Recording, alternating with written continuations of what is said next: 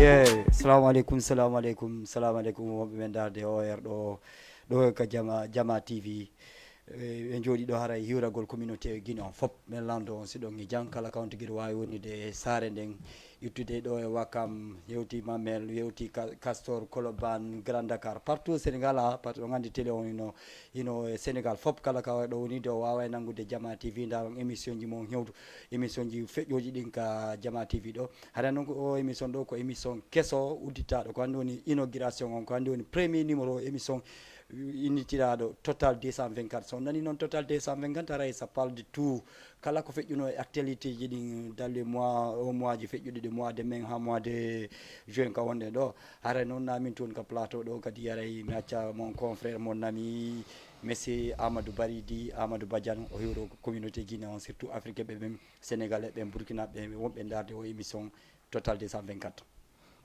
Merci. Salam alaikum wa rahmatullahi ta'ala wa barakatuhu, chère communauté. On jarama, on salminama comme no Souleymane Guido Mamaya holleri non hare ko émission mon kesso kadi wiyete total 224 do e Jama TV men jonna un rendez-vous tous les jeudis à partir de 21h hare kadi ha 22h inchallah mais avec des invités parfois des débats hande non mais un spécial de débat certainement le doyen va y revenir inchallah pour les thèmes et les trucs qu'on va développer inchallah. Coucou à toute la communauté guinéenne, toute la communauté sénégalaise et africaine. Inch'Allah, n'oubliez pas aussi de partager les vidéos, de commenter et aussi de participer à l'émission en appelant les numéros qui affichent en bas de l'écran. Inch'Allah, idée du monde et participation du monde, c'est très important en tant que Guinéen. Pour l'instant, en tout cas, merci. Voilà, merci monsieur Badiane, l'animateur du peuple, hein, comme Nami l'animateur du peuple, c'est la communauté guinéenne surtout qu'il a Hiro Dankadi Safiatou Diallo de Top FM, hein, parce que mon connaît kado Jama TV. Ande non Badiane jalbi de, mi anda ko ndo woniri, mi anda a préparer émission wala ko ndo woniri. Non, guide mama ya ko mbudi woni mi ala sonna jon kadi ala do donc forcément andi si ala mbudi onda sonna jon a nibbiti reste compliqué. Comment ça nde jalbande jalbuɗa ɗo mi andi no wodi ko an jalbi fi Allah cameraman fixe nela guiɗo mama ya caméra o caméra daron guiɗo mama ya guila on jombi depuis qu'il est devenu marié acci réalisateur wonde men gros plan waɗani men gros plan Badiane darano yesso makko ngo jalbiri noon mi anda ko produit on ɗum wonda wujade fen ɗo mi anda ko mbuɗɗi ɗuuɗi lagandi fen ɗo appartement ji ɗi no yaltinde mbuɗi machallah dare guiɗo mama ya daron gila o waɗi woni marié gila nouveau marié daremo fen ɗo no jalbiri hara mi conseillé kala mo jombali on jombude avant 2022 avant 23 no naata on yi guiɗo mama ya machallah fen ɗo kono jono wiyete ko arkiya ba luɓan guiɗo mama ya yontere wona ka ngara o tali kama hewti toon mais Badiane hande simi landikema o concept émission total 250 ko ndu wata haalande jabade la ko ndu wata haalande communauté guinéen on. Bon, avant tout d'abord, l'idée est bon. 224, ça veut dire d'abord la Guinée. Indicatif la Guinée, faut dire 224. Ouais. Donc 224 wiao, en grosso modo, que la Guinée faut pour wia, que le peuple faut pour notre dita, il n'a pas de total. Total, ça n'a il n'y a pas de limite en fait. Ko fop hawta wondi e mojobere wotere maɗum woni e paniwal gotal maɗum e tuppal gotal an tuppal min andi on tuppal gotal fop wona nder ton voilà woni gotum ko woni total 224 ça veut dire tous les Guinéens sont concernés kala activité bo wondon e jokkude yeeyowo on tiga yeeyowo on lemunne yeeyowo on jaɓɓe yeeyowo on kerse yeeyowo on ɗuma gerto yeeyowo on gabo yeeyowo on colli fop hande mi haalanayi on min mbayi Allah nana pulal hande busi innayi mbaƴanna anta pulal nattiɗo yaltiri ɗo hay moccay ɓen fop min invité ɓe ɗo fi yewtu par ce que total 224 winna ko total fille la Guinée rouge jaune vert tous les Guinéens sont concernés sans exception encore une fois de plus il n'y a pas à dire que lui il est bleu ou marron ou gris c'est rouge jaune vert la Guinée Conakry tout court. Et puis ara kadi mi haal mi ɓeydtama ɗon Badiane total 224 ara no préparé piiji kessi kadi piiji busmananta hoore ma iɗe mari surprise iɗe mari kadi jiɗa nantawre ma en waɗay ɗo jiɗa nantawre gagniɗo o nodi surprise ji ɓe joneten kono wirɗa noon hannde a tuusi kan marché ɓen haɗa ɗo kadi politicien ɓe ɓen no ka nder total 250 sport no nder toon musique no nder to siɗa andi fewɗo événement ji ɗuɗuɗi no udditi no préparé tabaski o no ɓatti yattanmanma ɗo événement et puis Jani Alfara ɗo et puis 24 no ɓattade piiji bus surtout les vacances et pourquoi pas total 224 waɗa reportage sur les plages ya ñallida toon e Guinée wonɓe ɗon ɓen organise oɓe événement ɓen par ce que kono wirɗa noon no yaaji no ɗuuɗi total 224 Badiane déjà guiɗe mamaya sa nani inde nden 224 ɗum nane mi innuma ka début c'est-à-dire nul n'est écarté c'est nama nul n'est écarté hay goto pottinaka sina pottinɗo hoore mum ma yaltinɗo hoore mum hay sa pottini hoorema ma a yaltini hoorema total 224 waɗay de bonnes idées de telle sorte que an yaltinɗo hoorema ma an pottinɗo hoorema a yahay ha tawa vraiment ɓeɗo ko ɓeɗo gollude kon hilan tawa toon simi yahali ko mami tawe simi tawama kadi hilan hani tawede donc du coup c'est pour toute la Guinée c'est pour toute la communauté guinéenne c'est ini non pour la communauté guinéenne en rewa donc kadi hiwro den nos responsables qui sont là les présidents qui sont là les sages qui sont là vraiment c'est ande si guinéen jo hebi souci ils sont les premiers à venir même s'ils viennent pas ils apportent leur soutien total à la personne en danger donc ces personnes là aussi c'est des personnes à saluer donc ara kadi on yafoto moƴƴa ko men wowli hara men teddidiraron kadi on ɗo oɗo émission min fuɗɗorali e mon konguɗi ɗin donc haare ko teddungal e mon kadi total 224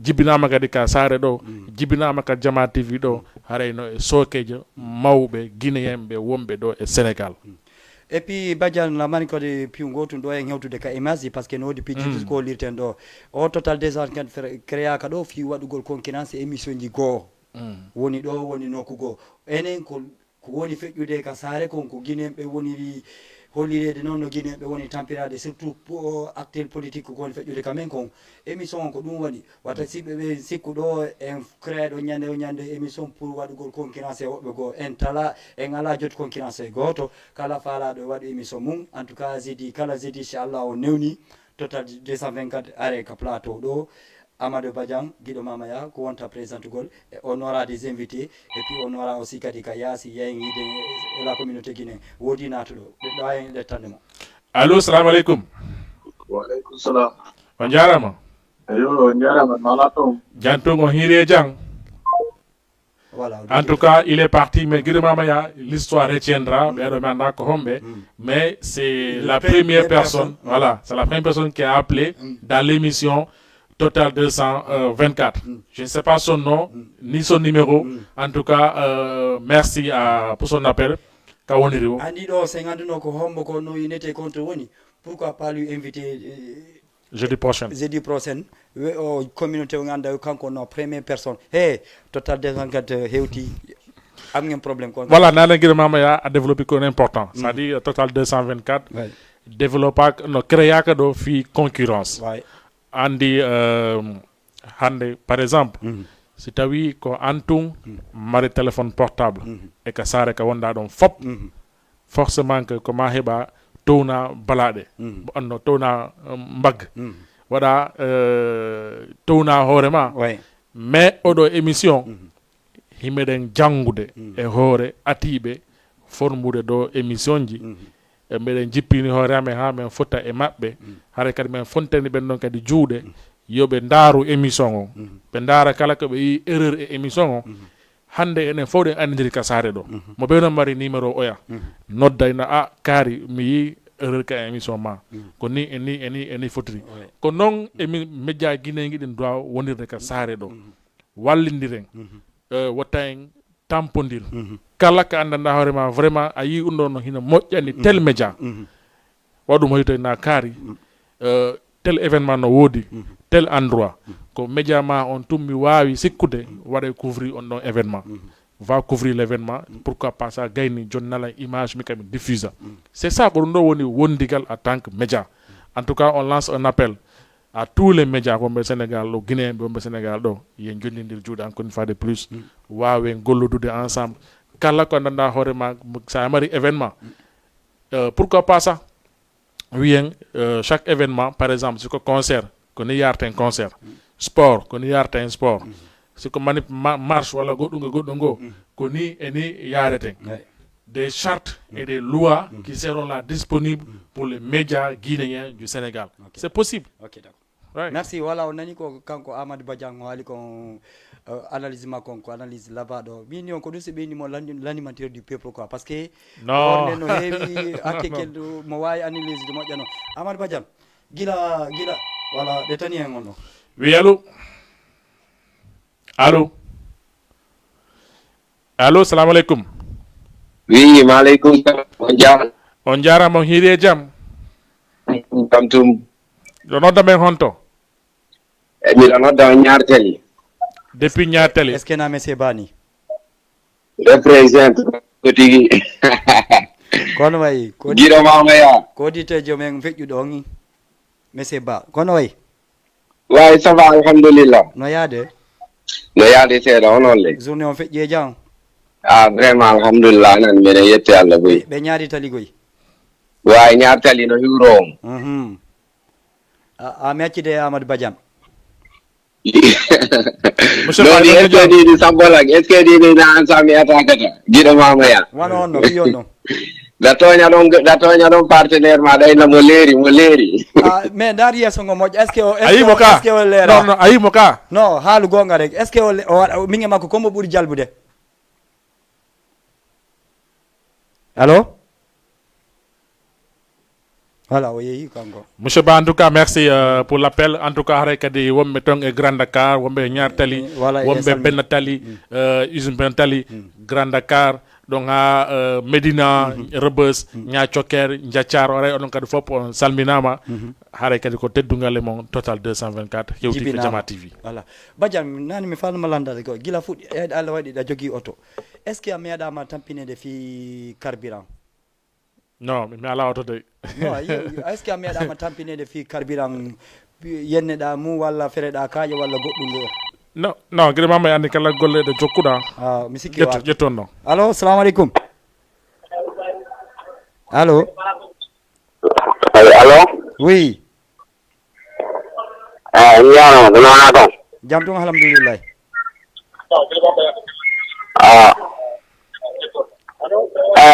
ko ara bo jiro ay ko allo odogi wala rési on tayda gentlemen ara me fala ya detta men don kay inde den fop si me wawi fejjude après me fejjina wala Badian wiida kay den hadden ka carburant donc je disais que hande gide mama kala golle de jokkuda ko ya toro alla pigi ndang heba ko wado ma critique fi ya wawu yawde en avant heba kadi vraiment mon nanda horema ko wado ma conseil donc sare do kala golle de jokkuda ko ma parfois heba ko nana horma hino mettuma parfois kala ko nanda horema vraiment tawakko ko weltintama mais du non fo a gérer en tant que humaine gérer en tant que responsable gérer aussi en tant que quelqu'un qui veut réussir dans la vie il y a quelqu'un en ligne allo salam alaikum allo grand on duite télé on seda famonde allo oui noy grand be du voix mais ngala manande allo ok c'est bon voilà Badian pour ne plus pas tarder wawa feƴƴinde ɗo premier image on parce que image on mi faala taw e ndaru image on ko feƴƴiɗe balɗe ka men kon ɗan ɗiɗe balɗe ɗo yasati même pas 5 jours ni manifestation walna ton ha waɗi Allah wonki iwi e mum quoi ɓe yaltuno fi manchefgol affaire o essence onon ɓe sofere ɓe ɗo gandi toujours on ɗumano to ɗo yalti hollirgol men contentement ko woni feƴƴude ka leydi kon ɗo joni c'est pas juutingon haala kan tawi région non de près ɓe wadda ndaren image on artin yewten fi ko feƴƴi kamen ɗe balɗe kon si la régie est prêt. Un jeune homme a été tué par balle dans la capitale guinéenne Conakry en marge d'une manifestation contre la hausse des prix du carburant, a annoncé sa famille jeudi. Les proches de Tierno Mamadou Diallo, âgé de 19 ans, affirment qu'il a été touché à la tête alors qu'il se trouvait dans le quartier d'Abdalaï. Selon sa sœur, il a été pris dans la mêlée lorsque des jeunes ont commencé à jeter des pierres sur des policiers. Il attendait que ça se calme au dehors parce qu'il y avait de la grève. Il attendait que ça se calme pour aller tirer la fiche du brevet. C'est ainsi qu'il s'est rendu dans le cyber d'en face. Mais dans le cyber, il y a un salon de coiffure. C'est un coin mixte. Donc il est allé pour tirer la fiche du brevet pour revenir. Il est resté un peu. Maintenant, sûrement, il était dans le truc là. C'est là-bas que la balle est venue l'atteindre. Alors que la police a assuré qu'une enquête sera ouverte, le ministre de la Sécurité et de la Protection civile a déclaré que si des responsables de haut niveau ont manqué à leur devoir, ils seront traduits en justice. Ce que j'ai reçu de l'autorité, c'est de mettre la dépouille à la morgue en sécurité en attendant qu'il y ait l'autopsie et que les enquêtes soient engagées. Parce qu'il y aura des enquêtes et les auteurs vont être recherchés et punis conformément à la loi. Parce que c'est ça aussi la refondation de l'État. Depuis mai, les manifestations publiques sont interdites. Voilà Ahmad Badiane, retour sur le plateau. Voilà Ahmad Badiane, quelle analyse a-t-il concernant l'assassinat des jeunes garçons? Déjà, Guide Mamaya, c'est... Allô? Ok.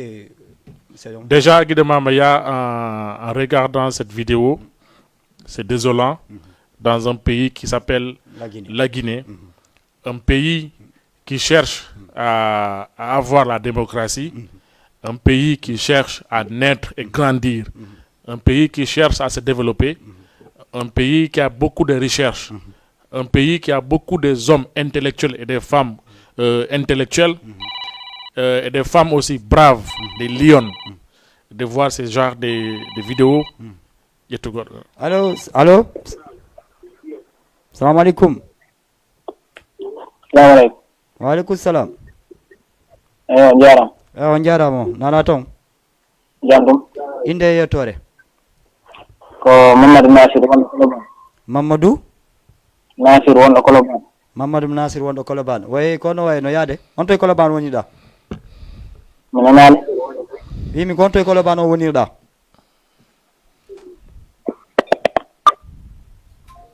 Rési darto numéro ma nani men famodira e auditeur ɓe men ko auditeur ɓe ɓurani mi voilà Badiane. Voilà, donc Guide Mamaya, je disais que c'est vraiment déployable, c'est désolant. En tant que la Guinée, il faudra aussi bien préciser que c'est la Guinée-Conakry, c'est pas Bissau ni Équatorial, c'est la Guinée-Conakry. Le pays de Sékou Touré, le pays de Lassana Conté, le pays de Dadis Camara et actuel le pays d'Alpha Condé, actuel le pays de colonel Mamadi Doumbouya. Donc c'est désolant de voir ces genres de vidéos. Déjà, vous avez entendu, la dame disait que l'enfant âgé de 19 ans était là en train d'attendre si la manifestation ou grève finisse, il va voir la fiche de brevet pour voir est-ce qu'il a reçu ou pas. Et c'est entre temps que on lui a tiré au-dessus. Dans un pays, il ne faut la démocratie, il ne faut le développement, il ne faut la yaltin de horemum ender ngaïka. Fella, mandanda horema, kowareno de brevet. Fella, président de la République. Parce que qui me dit aujourd'hui que Fella donc, on donne président de la République de Guinée, mandanda horema développer la Guinée Django. Personne n'a goto anda. Kombo andi, parce que Fella donc, on a quelqu'un de responsable pour la Guinée qui peut aider la Guinée dans tous les côtés demain. On n'a éliminé Hande. Donc, Hande, la Guinée-Conakry, il est en danger. Parce que Fionno, si Aoni ka Leidima, Aoni ka Souduma, Aoni responsable donc. Har awata wowlugol ko falada wolde kon ka suduma ko jananago aro wowlane ma jananago aro dirisama ka ma ka sadema ka jibina da don ka mamate mamara ma jibina don mawɓe ma kadi jibina ɗon an kadi heɓa chance jibinaɗa ɗon janɗa ɗon allô allô ah ils sont partis donc en tout cas il faudra participer aussi à l'émission en appelant au 78 116 82 38 c'est que Sénégal lo won donc tel qui donc étranger comme Canada, Belgique, Suisse, France, États-Unis on va plus 221 on va 78 116 82 38 fiyon natu kande émission total 224 yewti donc Guido Mamaya wala yewti donc Amadou Badiane ma lando donc question ko mar donc fi ka leydi men ma fi Afrique en général en fait parce que total 224 aussi il faut savoir que mais yewte kadi ko nana horema ko fewndi ko Afrique kadi ko concerné africain ben concerné la Guinée mais Amadou Badiane mais mi seke o vidéo o image mo yiɗen ɗo ñande mi no mo sama soke mais quelque part aussi est ce que mi condamna jeunesse on parce que on n'est pas en élection na élection locale wonde ni walla législative walla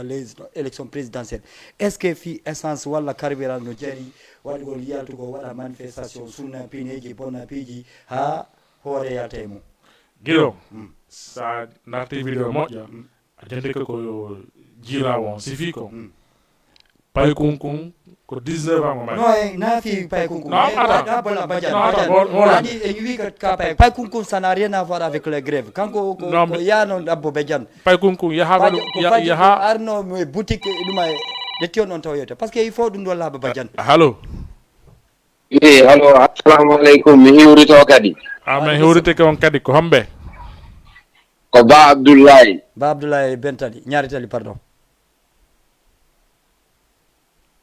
allô monsieur Ba allô ande ɗuma moƴƴari to mi anda siko sikina giɗo jama jogui donc Souleymane donc je disais que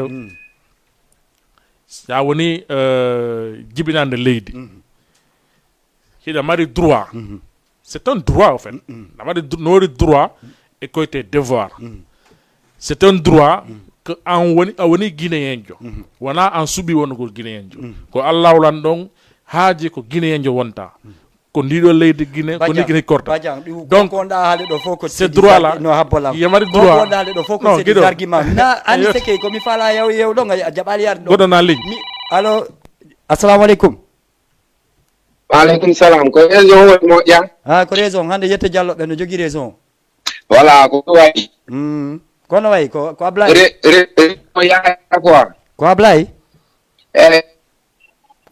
kono wayi toon wayi ça va alhamdulillah kono fewndi wayi tinani ni no muñña tum mais télé allo télé on réseau moƴƴa ko giɗo ma yatu micro ma no hay faible ko mi faami ko mi woni kono joni no moƴƴi ka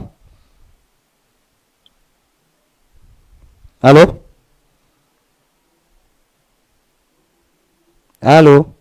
c'est bon il est parti voilà Badiane ko gonɗa haalde ɗo ko fof c'est des arguments ko wima par ce que pay kunkun ɗon tawa noon kaka grève ko yanoɗo cybercafé pour dargo résultat ji examen ji ɗin mais komi landima kon Badiane écoute bien komi landima kon est ce que hayna élection wonɗen élection législative pardon walla élection présidentielle walla ko wa noon selludalen ala Guinée sakko wona o noddite e manifestation est ce que fi prix carburant wawi yaltinde communauté guinéen fof waɗa manifestation ha ƴiƴan hibba woda waraɓe e mum ouais c'est possible ko hono fiwno Guido mais sikkuno hande si yalta e manifesta ko quelques personnes ɓe andanta hoorema no ko sofeɓe ɓen duwano wande manifestade yalta wiya ɗum ɗo no série maɓɓe kamɓe waɗoɓe longue trajet o waɗoɓe longue voyage ko ɓen mari droit mais hande jeunesse on fof mi andanta non c'est déplorable quoi min telen ɗon milan condamni ɗon Badiane Guido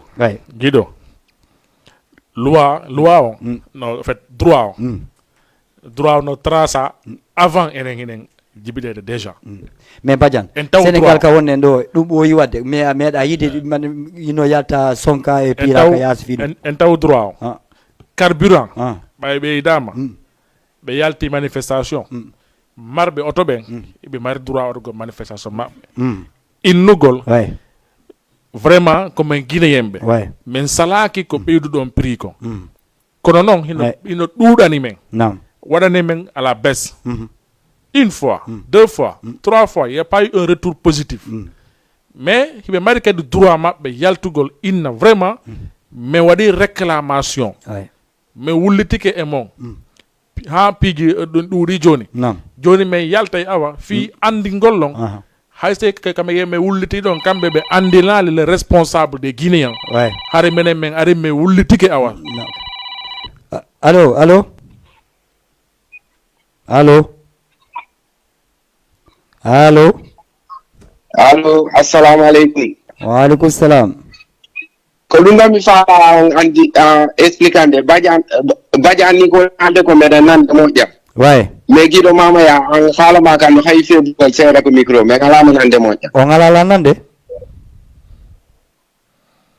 Allô? D'accord, monsieur Ba, haray no me rectifier joni nani? Awa rési on nani régulé ton.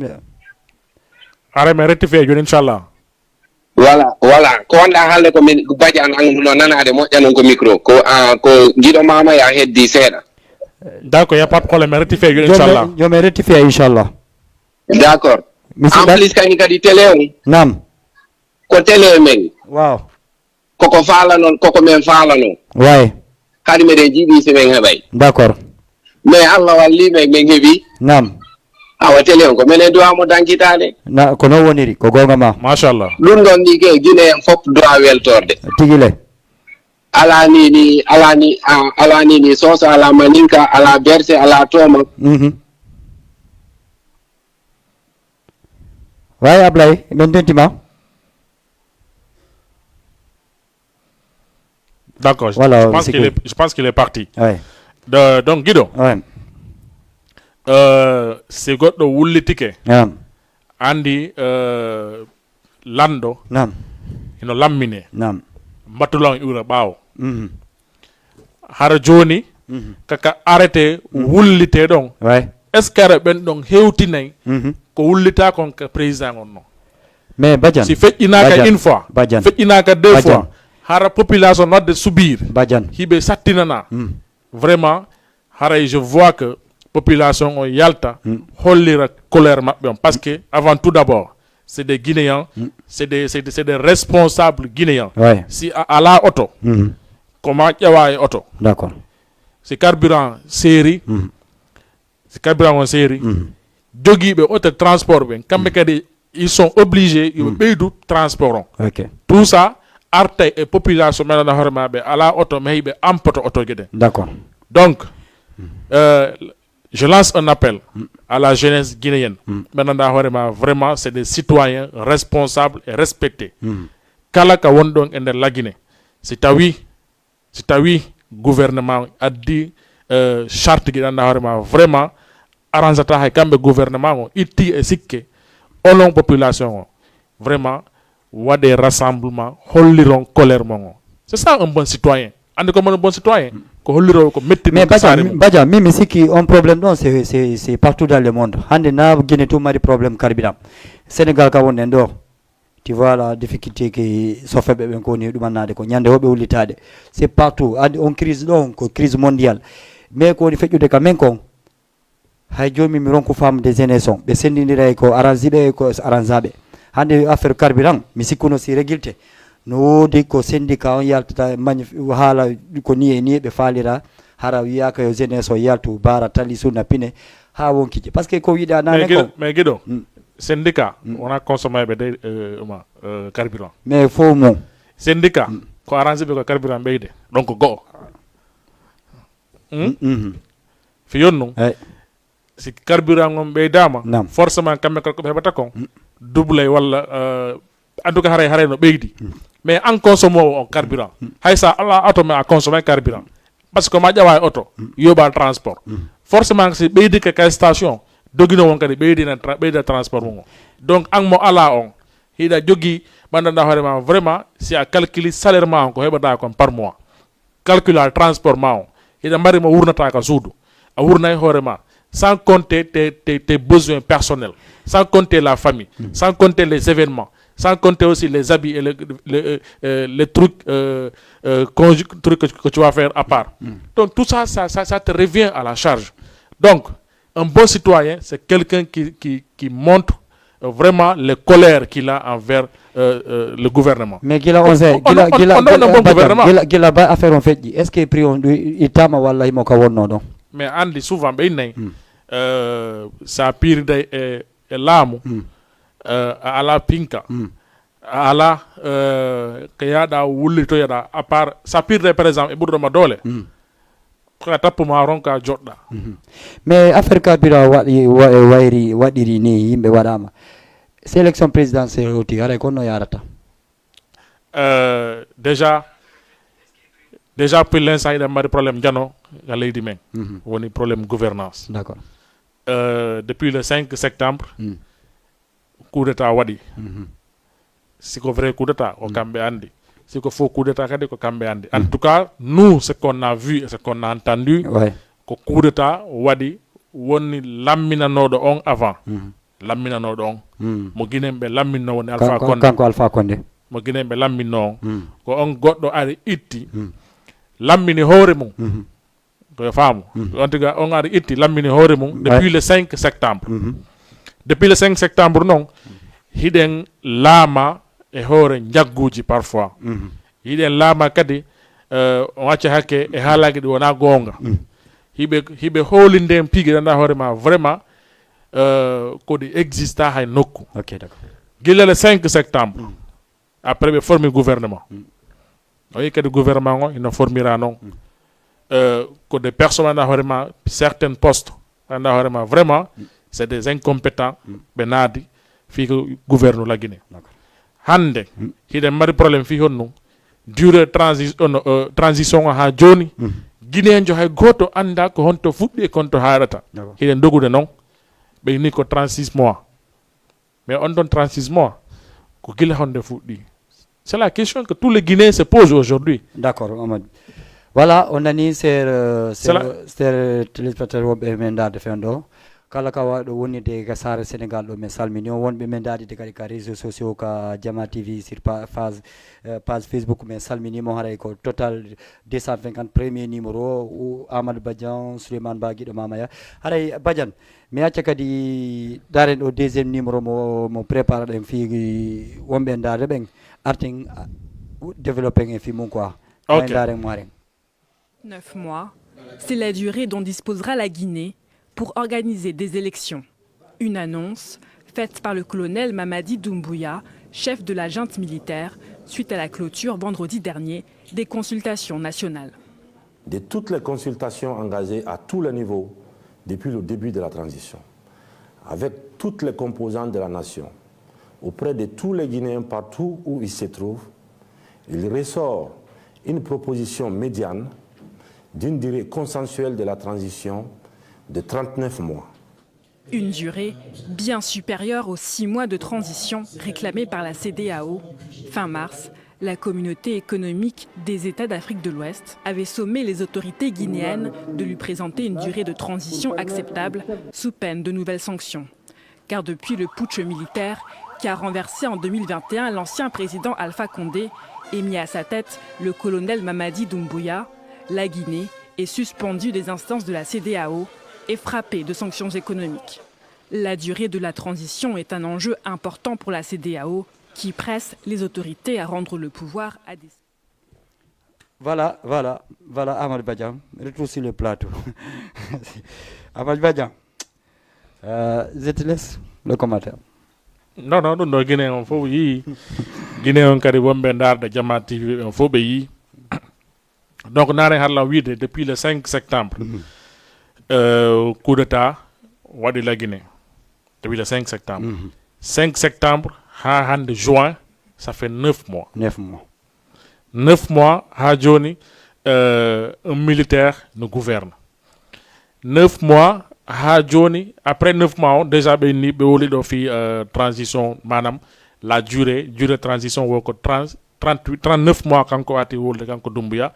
Après 6 mois comment ça s'appelle encore président président conseil national transition o ari o ini 36 mois.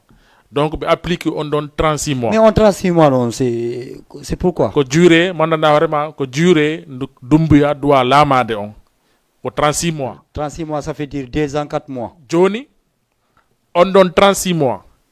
Tous les Guinéens se posent. Dans 36 mois on ko gila honde futto. Ko premier 5 septembre wala ko 5 septembre wala ko nyande o ka ko nyande o wowli ka ko nyande président transition o wowli parce que Doumbouya inuno o holluno Guinée be fo o wi go kala tawado ko gouvernement makko hay ko hombode a wonta candidat fi lamago lagine nyande élection watte o didi o wi kanko o ala droit wowlugol durée transition mais o formay équipe wowlaybe durée transition makko joni o yalti o wowli durée transition o wini 38 mois président o arti 36 mois joni Guinéen landi ko kongol Doumbouya wona applicade ka ko kongol président transition wona applicade donc ha joni en anda konto fuddi konto haadude ko no hiɗen dogodude e colonel Mamadou Doumbouya. Mais CEDEAO nadi jungo e mum parce que oui si la bali embargo e sanctionné Guinée mais est ce que dum arrange leydi men ndin ko sabu ɗum no woni tous les responsables tous les bons citoyens ɓe doit ka jooɗagol ha ɓe embarque la Guinée par ce que so waɗi embargo ko conséquence waɗanɗa hoorema ko depuis Sékou Touré ko wuren Sékou Touré ko ko ganduɗan ɗon kadi gurdam woni artude kadi la Guinée andi Badja leydi tampundi si wattama embargo haray ko ɗum waɗi si min numa haray ko gurdam Sékou Touré nga ko mamiraɓe men wureno tan Sékou Touré o haray ko ɗan ɗon kadi gurdam woni e artude la Guinée par que savoir que hiɗe mari ko wiyete ko recherche wonɗa vraiment développé leydi mais si ɗe mari recherche en ala mo yeeyen recherche on en ala mo golliɗen fen no recherche haray ça sert à rien kadi so waɗama kadi embargo e hoore ɗum ɗon kadi haray vraiment comptore sutiɗen.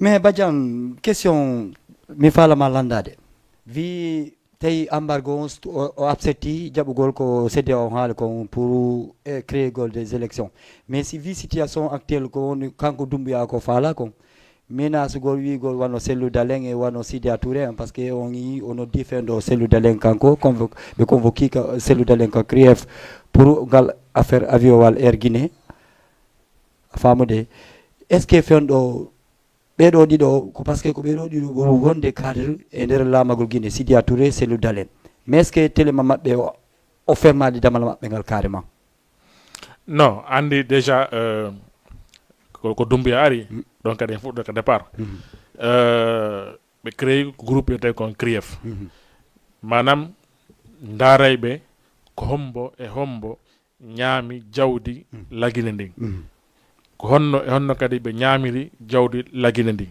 est ce que nde ɓe ñamano jawdi la Guinée ndin la Guinée heeɓi intérêt e mum si tawi on tigi ñaamu jawdi la Guinée nani ka jiifa mum ɓe nodda on tigi ɓe landuma ko honno ñaamiroɗa ndi leydi la Guinée ɗo ko honno ñaamiroɗa ndi ɗo jawdi ndi kafuɗen par ce que ko enen fof kafi en tant que guinéen donc sen kafi hunde haare ko enen hawtidi ko kafa e ko jeeyanɗa hoorema ça fait 2 ɓe créé on groupe fewno ɗo mi sikki ko kasori en ɓe convoqueno Mohamed Diané en e consort feccere maɓɓe ɗon fof fenɗo hiɓe en prison après ɗum ɗon ɓe arti dossier Air Guinée andi Air Guinée ko temps Lassana Conté Air Guinée yeeya on temps ɗon Cellou Dalein Diallo wonno premier ministre ɓe waɗi Air Guinée en vente andi sa yeeya hunde ko ya lance on appel d'offre c'était ko ko ya innumi yeeya hunde la yeeyde nde ɗo hunde temps haalana mo tanguiniɗa no mari feere sodugol wo ɓe lance appel d'offre on sumati Bush propose Nigéria a proposé des hommes d'affaires nigériens proposé des hommes d'affaires guinéens proposé en ce moment c'est une responsabilité mo on pourquoi pas bay oɗo ko guinéen jo ko Guinée kadi wiya ko Guinée wona kadi ko Guinée kadi haray wona woni e sodude pourquoi yeeyen Mohamed Silla osmati Mohamed Silla sodi mais vraiment ça so yama hunde ida mari moyen no sodira a yeyama hunde nde je pense que la moindre des choses ko encourage gol en sodu ɗon ndara vraiment est ce que sa heɓe kadi goɗɗum ngo ko sodira parce que a soodi hunde nde Guinée won e gollugol ka ko soɗɗa ɗon déjà donc ɗum noon ça diminue déjà ce qu'on appelle chômage a soodi avion ko Guinée ɓe no gollugol nder ton hayso ko ɗiɗo ƴettuɗa ko Guinée ɓe gollayɓe nder ton ça diminue total chômage par ce que ɓen noon ɗiɗo gollayɓe ton no woodi no wawi wonde hara ɓenɗo ɓe wujjoya janggo ma ɓe waɗa goɗɗugo piiji bonɗi mais a récupéri ɓe a golliniɓe donc ɓe inni joni ɓe nodday Sellou Dalein Diallo je pense que c'est le 13 le 13 njuuɗo ɓe inni ɓe nodday Sellou après heɓi kadi probléme soit disant que Sellou hendiki convocation walla Sellou hendaki convocation en tout cas ce qui est sûr après avocat Sellou on o yalti waɗi o wowli o wi kanko o hendaki convocation mo Sellou doit hendade kono noon ɓe adduno convocation o wi kanko wona o avocat Sellou Dalein Diallo mo nana hoore ma himo doit hendade convocation Sellou yoɓe ndaaru kono Sellou hendorta convocation à notre dernière information ko ɓe wi o joɓe nawa joni convocation ka chef de quartier ka Sellou holli ɗon parce que il faut savoir que Sellou fenno imo Dakar ɗo depuis très longtemps imo Dakar kanko e ɓeygu makko yiɓe adde o voyage yidugol e militant maɓɓe ɓen les responsables parti jarnaɓe fenɗo ko ɗonen golle ɓe woni e mum après e yi kadi information soit disant que Sellou ino mari voyage le 14 le 13 et le 14 même jour nde invita nden ka no nodda nden ka Conakry imo doit kadi womo mari invitation New York maintenant ce qu'il reste à savoir Sellou mo yahay le 13 Conakry o notoyo justice on walla o yata Conakry o notoyo justice on o yahay New York il y a aussi certains mananaar ma hiɓe ɗuuɗi gande manam les savants ɓe wi vu que déjà Doumbouya c'est pas un président élu par les Guinéens c'est pas un président élu par les Guinéens mais c'est un président qui s'est proclamé président est-ce que haray joni kala ko nanda hoorema o convoqué hino waɗi valable parce que c'est pas actuellement on a président reconnu il n'est pas reconnu Doumbouya donc est-ce que maintenant il a le droit ou le pouvoir de convoquer quelqu'un vu qu'il n'est pas reconnu officiellement comme président de la République démocratiquement est-ce qu'il a le pouvoir de convoquer quelqu'un, un responsable? Là aussi, c'est une question, c'est des questions que beaucoup de personnes se posent aujourd'hui en Guinée et hors du pays. En tout cas, ce qui est sûr, Hande, je pense qu'on est le 9. Hande, on est le 9, le 13, c'est bientôt. Reste que 4 jours. Le 13, c'est bientôt. On va savoir s'il sera ou pas. Quand c'est le Yarata, au Guinée-Conakry, quand on est à New York. En tout cas, ce qui est sûr et certain, la plus proche fendo de Sellou Dalein Diallo ko ɓe woni wolde Sellou ko New York woni e yawde fotta et le responsable de son parti ton e États-Unis. Voilà, on a ni analyse Amal Badja on. C'est-à-dire si mi haali o ine lan ɗumani mais si mi haali si mi wi ko c'est lui l'animateur du peuple on vraiment on reconnaît si c'est parce que analyse jo watta ɗum ko joma ganda tu watta ɗum minen guiɗo min mbawa guiɗo mamaya aray kanko ni l'animateur du peuple aray affaire o laɓama voilà ɗebbaɗo guila fuɗɗi ɗen harde yewtude fi politique o actualité wonde ko feƴƴude quand même woni fenɗo quand même o jiiɓodiri asindiri ta jemma e ñalorma seulement yimɓeɓe no wullitade politique Mamadi Doumbouya parce que beaucoup de personnes no miijino si Doumbouya ay itti Alpha Condé yimɓe ɓen hettay hakkille mum hettay hoore mum wawa laydiya mais la Guinée no ɓurti ukkade ka nder gayka ko ndu wawata yaltide Guinée gayka ɗon Badiane guiɗo mamaya je pense que c'est la première fois ou la deuxième fois du moins non la première fois coup d'état no waɗe Guinée Guinée ɓe fof kella le 5 septembre parce qu'on avait tous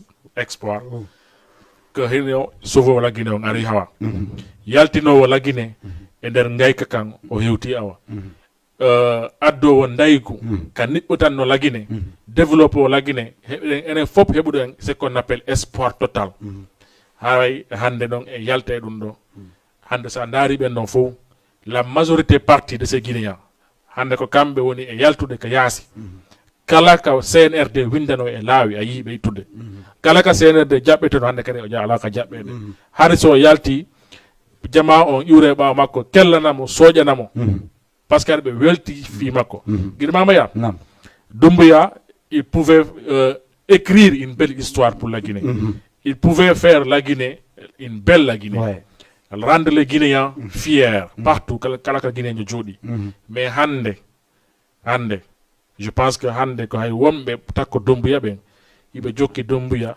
fi fere ala si andari ka wonno premier discours makko compagnie makko wonno ba makko ben fo les Michel et consorts hande si andari tu vois que de nouvelles têtes derrière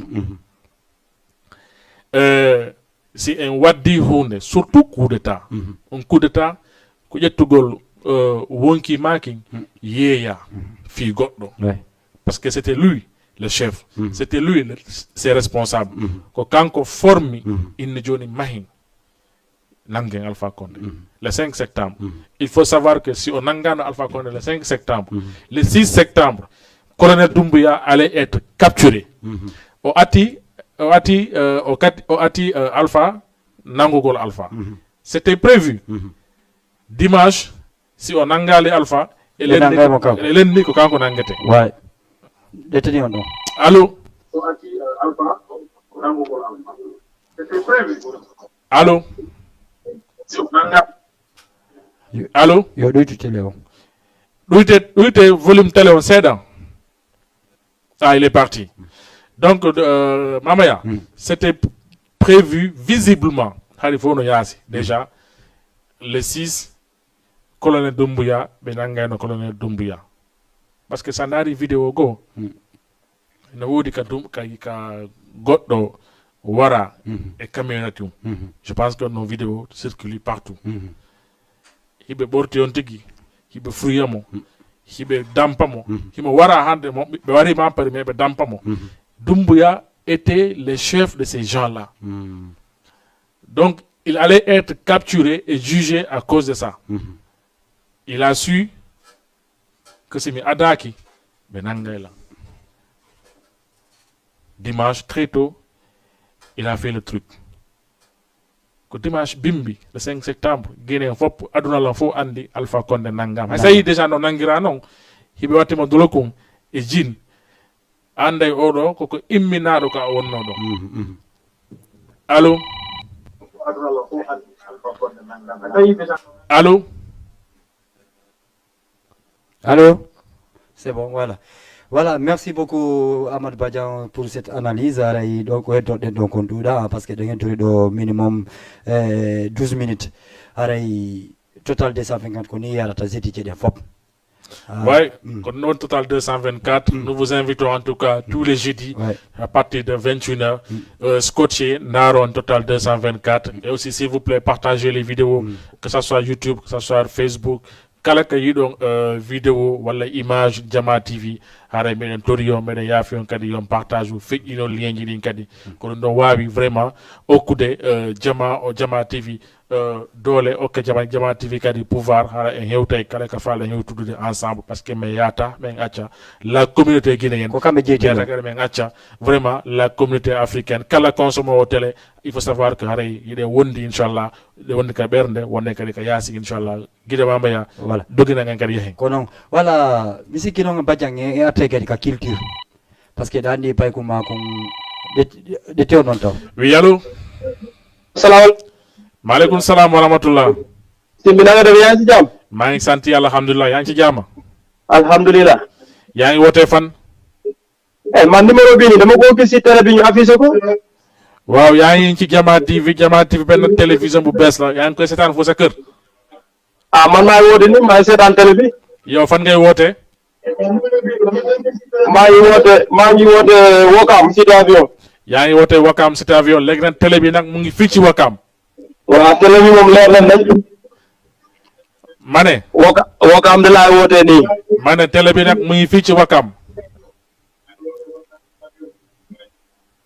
yaa ngi Wakam fii la nekk de. maa ngi ñu ngi fii Wakam Cité Assemblée. non leer na moom même moom seen kii bi moom am na solo trop trop trop sax billahi. waaw macha allah seen débat bi am na solo moom. jaajëf sëriñ bi. macha allah. Cité Assemblée. ba do séeréer sax. man kay maa ngi nii jàkkaarloo ak yéen nii kay. mais maa ne ko séeréer la wax maa ne ko séeréer. non ko benn mon de mun ka tele. oɗo ko musidɗo. non man duma séeréer de pen fuuta laa de. konte la ginon kamen. non duma séeréer de pen fuuta laa ka pen fuuta Guinée. konte la Guinée.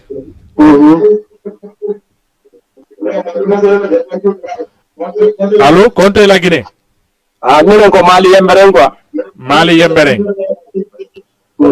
awa haray ko Mali Yemberen woni ka men quoi ka wiyete Yemberen ɗo Yemberen centre. haray ko goto nani men alfini on télé on ko Jama TV o wiyete nani.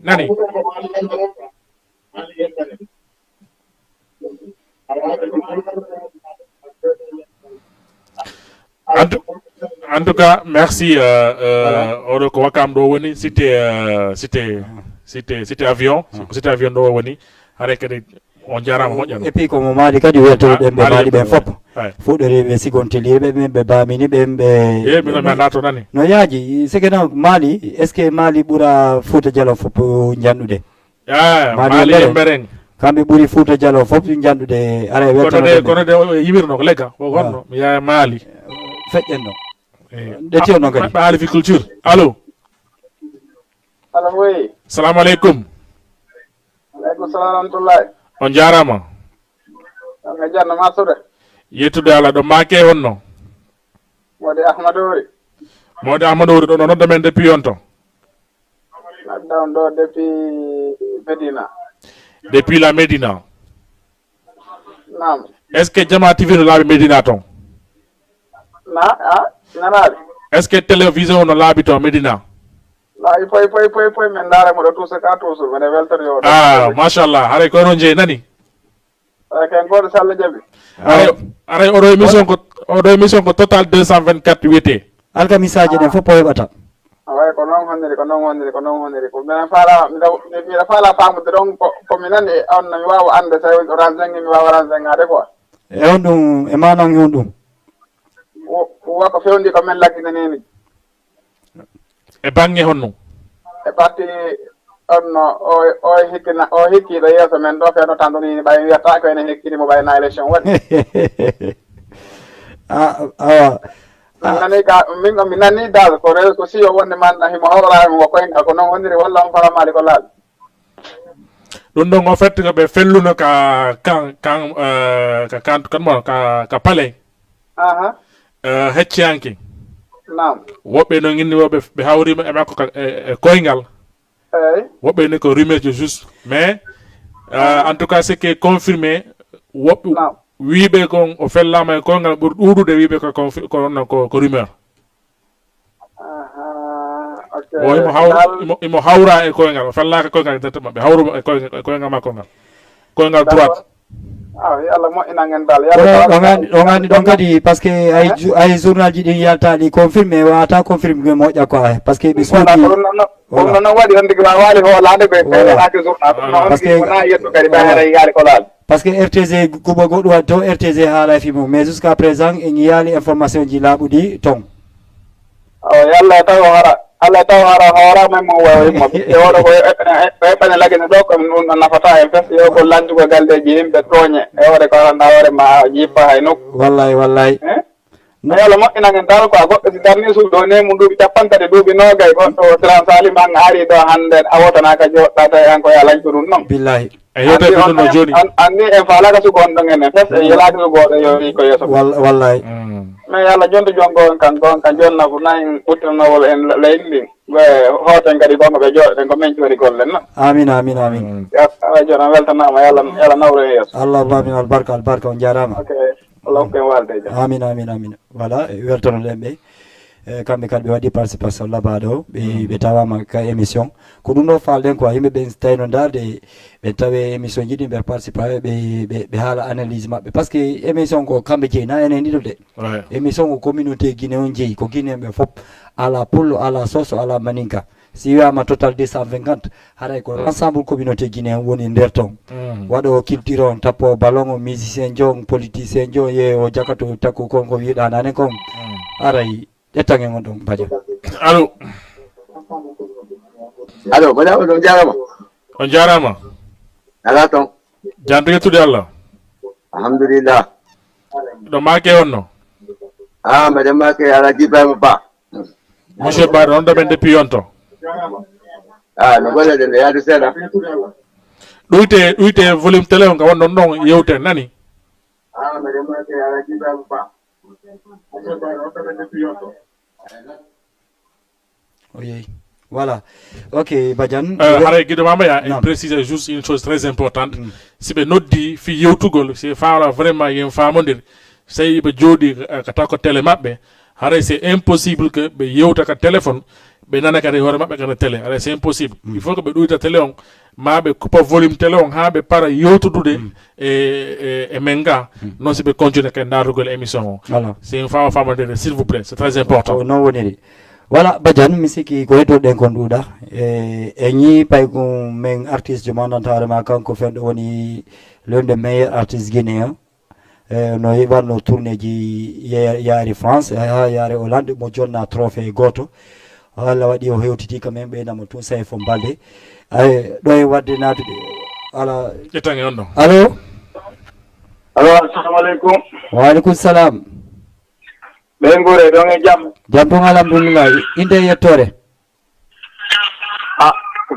ko ba Mouhamadou Saydou Kindia ba Mamadou Saydou Kindia ɗo noddira men honto nde noddira on wakkama cité avion ɗo ko enen kawti ɗo ɓaami nani ɗo makka ko cité assemblée ɗo nam ɗum meɗen weltori émission on koto wona seeɗa meɗen weltori télé o meɗen duyi aray en torore Allah on wallu en kamin laggine kadi moƴƴa allahuma amin guila fof mo ɓeeta haqqe muɗum nam kono woni allahuma amin aray hande e nden min weltori créateur ɓe min weltori sisamɓe ɓe min weltori onon ɓeɓe min reeni yeeso amen ɗo jarama ɗum woni Allah waɗ barke makko amin pourtant en wallitude hokkora en jawdi ko yalta daɓɓude ko waɗa artiste meɗen allahuma amin inchallah e saahaji aray ɗin men nodda e toon ɓeyden humpodirde ko inchallah ara o weltanama onon kadi accuduɓe tammumen fof jooɗi e dar gomen waɗi noddi ka télé ɗo participe haali konngol ɗaɓaɗe ara ɗo weltanama onon kadi Allah koye gotal barka allahuma amin on jarama barka on jarama ok voilà Badiane anani ko ɓe haali kon ɗum wawɗa ɓeyde ɗon way ko weltanagol ɓe tun weltanagol kala mo gandanɗa hoorema vraiment noon darude Jama TV ka télé mum walla ka téléphone portable walla hino darude en tout cas ko andi ko jama on kadi Jama TV waɗi kadi disponible ka Play Store on naate ka Play Store mon window Jama TV télécharge application on daaraymo hay so kande otoje mon ka biroji kala ko joɗɗon hara toutes les émissions on daara émission joɗi en temps réel hara fus wawata on manqude ɗo e Jama TV ko weltanagol on moƴƴo fotana seeɗa allô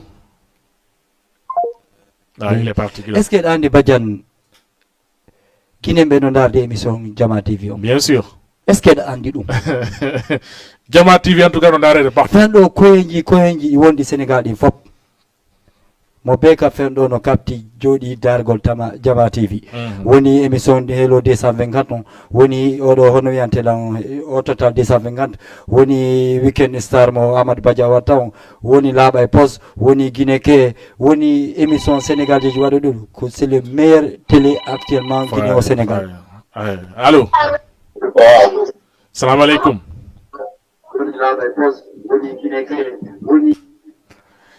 s'il vous plaît ɗuyte télé on ma ɗuyton volume on wawen famodirde nawɗon en famodirta hay fus voilà Amadou Badia nanen haalde la widema Sayfon no jonna trophée goto est ce que a yi aki makko mo waɗi Guinée on ɓe no ɓe jaɓɓorima noon kamen Ouais, effectivement, mi ranking, je pense que ranking mi moi de direct, il voyage, il m'a arti la Guinée. Sukabe consommer be culture ben, consommer be musique ben, be yalti be holliri amour mabbe e culture mabbe on, amour mabbe kadi e siphon, amour mabbe kadi e ko siphon woni e wadande la Guinée kon. Donc hare hanki o hewtiti la Guinée. Allô? Allô? Allô, assalamu alaikum. Maaleykum salam wa rahmatullah. Jarama goy. On hiire jam. Jandu mi nana jam. alhamdulillah. Inde yettore. Ko mese bari. Ɗo noddiwa men gonto. Joni ɓe cité avion ɗo. Non andi cité avion fen ɗo kamɓe ɗetti toppon o e Amadou Badiane par ce que e heeɓi tata nayo woɓe cité avion sappo mon ko dow. Ko cité avion ne ko ɗum men yiɗo télé men tawi comme c'est la première fois men ni on a quand même vous souhaiter les meilleurs vœux. Ok, merci beaucoup. Merci infiniment. Ok, merci beaucoup du courage. Ok, merci on kadi on jarama Bouy. Ok, on est très très ravis vraiment de vous voir ici. D'accord, l'émission ko tous les jeudis à partir de 21h ara moyna total 224.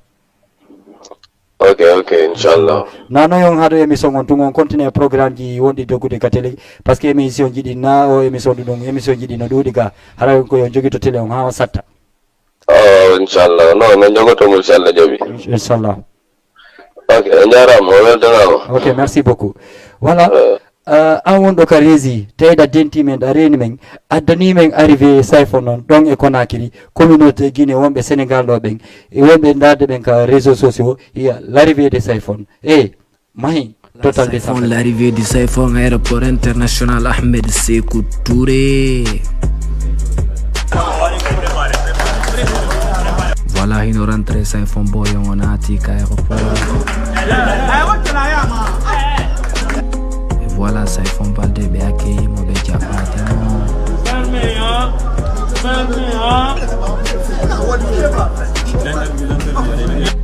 bienvenue, ça font beau chez toi. On sait.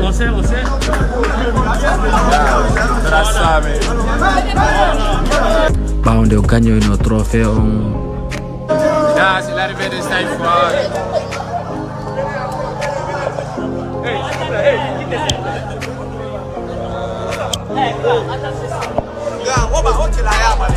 Et voilà, Sayfon Boy aussi et Zaga Boy.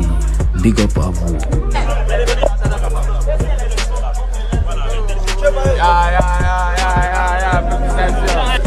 Artman aussi est présent pour accueillir Sayfon aussi. Artman est là.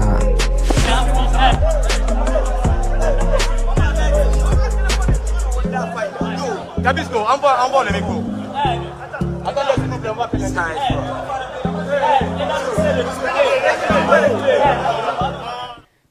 Voilà, retour sur le plateau. Voilà, Amadou Badiane, ayi ko feƴƴi kon arrivé de Sayfon à Conakry.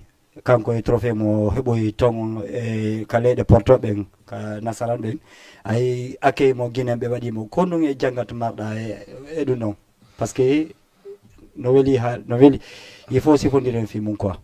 Bon, Guido ko welo d'abord en tant qu'un jeune, ko welo kada en tant qu'un Guinéen, welo kada en tant que quelqu'un qui consomme la musique, quelqu'un qui en fait qui écoute la musique et quelqu'un qui essaye de participer au développement de la musique et de la culture guinéenne, c'est très important. Hande Sayfon. Allô?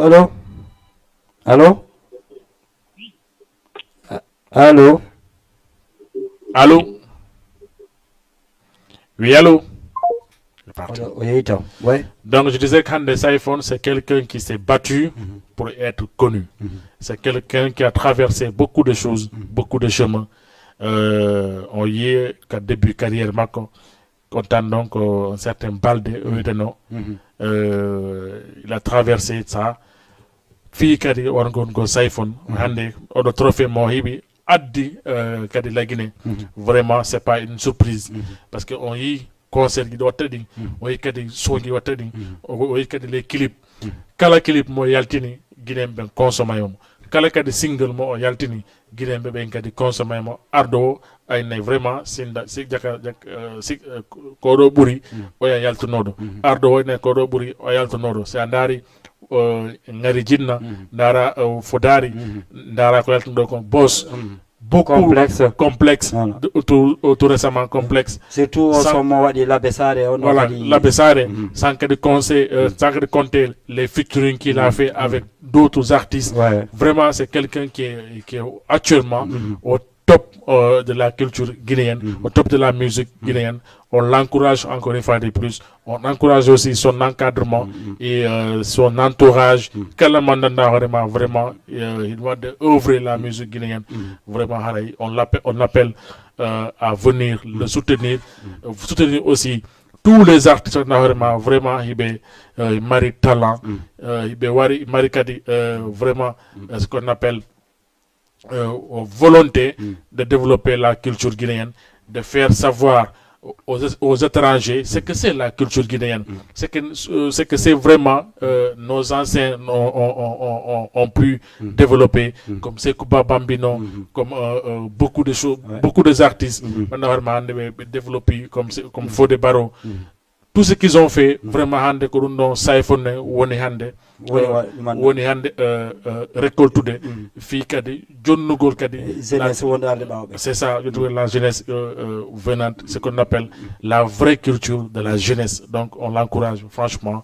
On invite aussi tous les connaisseurs de la musique de l'aider, de l'encourager aussi, de participer au développement de la culture guinéenne. Ouais, alors, salam alaikum. Wa alaikum salam. On jarama de. On jarama nana to. Jam tum alhamdulillah. Rikala. Inde yettore. Ko Abdoulaye Jibril Sow. Do nodira men honto. Ko min nodduno nane ko wokam sida avion. Wa kono. Alhamdulillah. Na yaade seeda. Jam tum tawere. Humpitade kamen. Me da humpito seeda way. Okay, alhamdulillah. Hey? Allo? Are ko ɗum wawɗo ɓeydude ɗon e yer ko nanɗon ɗo kon sana men weltori émission mon on quoi. Ok, d'accord, albarka. Lawol ton ɗo nini no wawi was ko nder lagina mi woni. Ko noon woni. Merci beaucoup. Albarka, on jarama ko télé mon.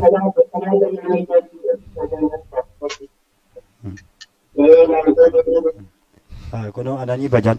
Voilà, Badiane koko yiɗa ɗo aray guinéɓe no darde émission on surtout ko première émission numéro ni mi anda so yaaɓi 4 et 5 aray la gandi serveur o guiɗo jama on fusay aray merci beaucoup à Amadou Badiane pour l'analyse que tu as fait ici depuis le début de l'émission, parce que les Guinéens sont fiers de toi. Non, parce que tu as fait une belle analyse ici. Andi ben souvent ça woni bawo moko babe sika guiɗo mama yaye forcément que tu deviens grand. Non, mi jaɓata ɗum Allô? Allô? Oui, allô, salam alaikum. Alaikum salam, ça va? Ça va bien, alhamdulillah. Donc, jang? Alhamdulillah. Rodde men gonto. Monsieur Boubacar. Monsieur Boubacar honno. Depuis Grand Dakar. Monsieur Boubacar depuis Grand Dakar. Est-ce que Télé Jama TV no laabi to Grand Dakar? Grand Dakar ga ça va machallah nan non on jarama. Konto e kamen. Na? Konto e kamen. Mi sitina be kaw me telimine ka. Mana ke kay normal. Mais si va ndo en direct quoi. D'accord, alba on jarama. Ala on weltana mo fo mo weltana invité jom fo. Ok, merci beaucoup. Ok, merci beaucoup. Ok, merci. Ok, on jarama. Voilà, kono woniri. Voilà, Badiane. E ñaari kay sayfon misiki noon e waɗay ɗo clôture émission o parce que émission on feƴƴi. Mais ɗo en wayntade no woodi ɗande anderi Sili National de Guinée noon tappude ballon. ɓe tappude mullere nden ari no yeehi ha fof sikku no woli guinel mani ke Allah waɗi ɓe gañi. Mais no woodi piyu gotu ngomi woni wela Allah ton hay macco ɗumani ke ka Naby Keita marguno ɗon essa ɗo heewi tefi yimɓe ayi o image mon ayde ɗo mais ama est ce que ɗum ɗo est ce que ko nuwirɗa ɗo Guinée Sili national Guinée mérite sanction walla ka fon accitiraɓe ni Guiɗo Mamaya par ce que hapolan par ce que mi jonnama exemple yiɗi Nigéria ka Cameroun ka ɓelminano coupe du monde on ɗe passé voilà Sénégal kadi contre laser jiɗi ayi ɓe amandama ɗo 100 000 et quelques euros fi laser ko ɓe wanno toon tun e nombre de personnes ko feƴƴuno toon ko est ce que ɗum ɗo Guinée heɓa sanction e mum netti on noon taw netti on ɗo mi allo oui allo allo oui salamu aleykum waaw maaleykum on jarama mbiɗa hannde émission o ndi ne émission ɗiɗan nini presque ko ɗum nini yomi profite hannde nini hannde nini waynoto ɗon haɗon tigi naatali ida an noon ko an andi no natirte eyi awo ko ɗon woni ɗum an commande image on ɗon image on ko ɗum ɗo woni probléme men quoi image tigine on eyi vraiment ko ɗum ɗo sensibilisation o no heddi e jumaengi way an kono yiriɗa o image hande a yimo non vraiment hiɗen doit ko population on doit dartude hoore mum il faut que kañum kadi woɓɓe ɓen kañum kadi sensibilisé pour par ce que jina en kadi excitoto wallahi mais tañina mais tañina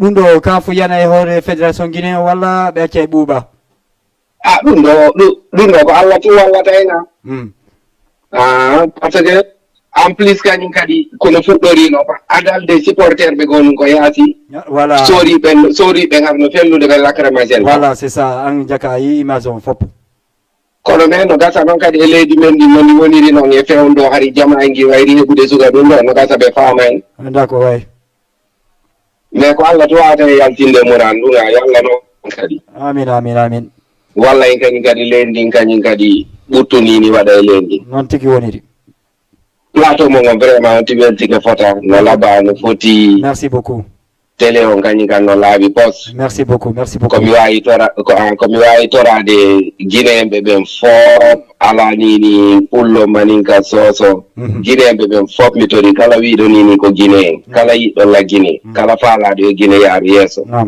yo wallu en tambito télé on weltoramo kadi ɓeseba mi anda ko boni jooma télé o mbeni vraiment yo Allah ɓurtumo wadde sammo on Ablay ɓeyda kañum kadi ko riwata ɗo on Ablay wow wata ɗorigol jon télé on ko daɓɓum kana ɗum ene ayimo télimile nabaɗo non no woniri vraiment yo Allah ɓurtu ɓeyde ko ɗiwata ɗo yo Allah kadi kadi ɓurtumo sammude amin okkamo duuɓi e balɗe e cellal amin vraiment ɗum ɗo yimɓe weltori koko men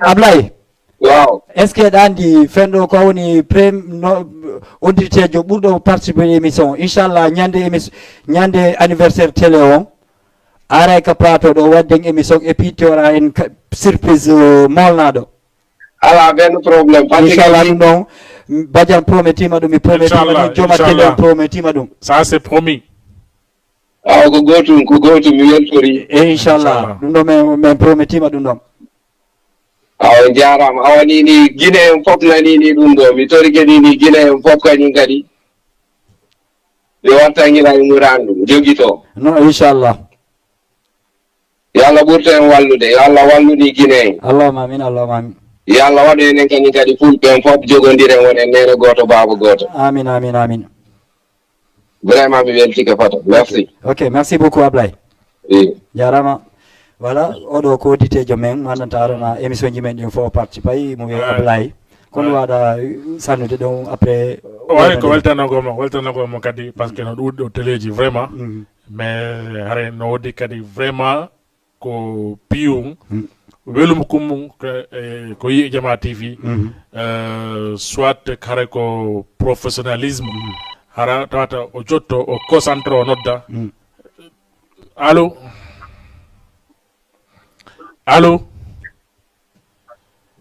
allo assalamu alaikum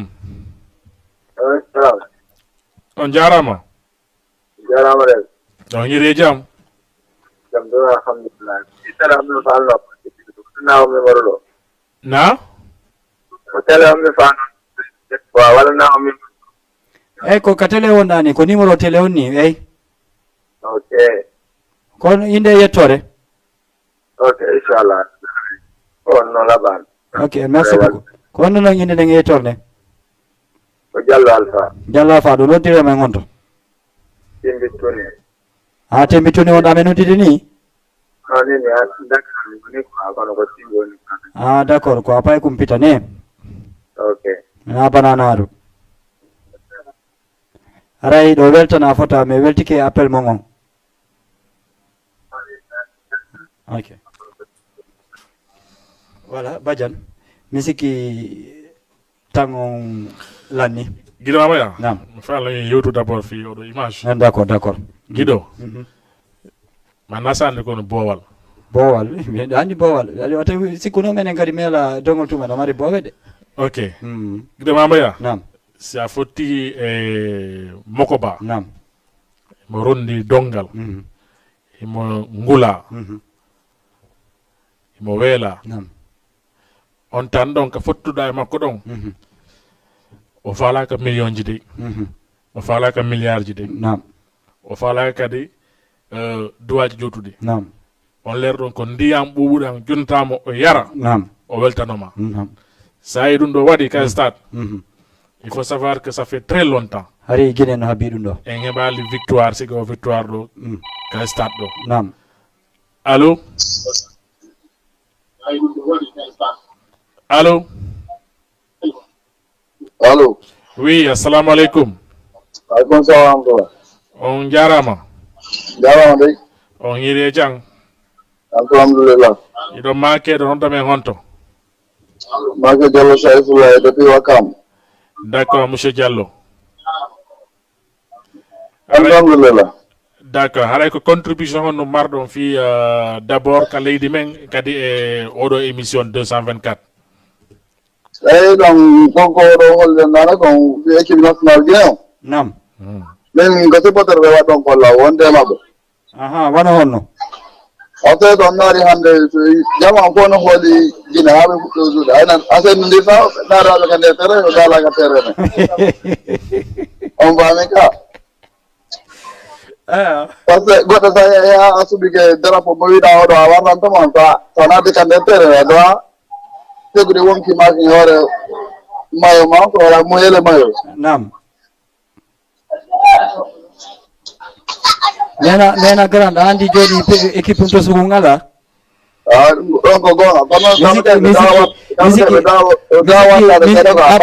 misiki be fottuno ka coupe d'Afrique kono yaltino na wotur be yaltino hore karam misiki be fottuno e Sénégal na 0-0 be wadi hande Égypte na finaliste coupe d'Afrique kono misiki hande be piyama 2-0 ka donc ko gonga voilà toujours dal que tu ajude kama awapo to fino gagnera quoi way dum fogo gonga mais ay saadu manaka mais jara yaltugol encore mbara esa dom bona parce que dum do si bonama match ji men fop ko extérieur so tende jadi dum do hare na avantage gine ka do na avantage gine mais so ido adi dum non nam jama on supporter be no setnani équipe parce que so ya coupe d'Afrique be yuri non nam budu mabe ben jabali hotu de camere ko rombe be yalti on dum na respecta nam parce que do na de beta drapeau mais be donc do rewi ay ko na ko 3 personnes ngot moy gine na 4 personnes way adi na respect ko no woni on jawara wasir jaman setnani be ok merci beaucoup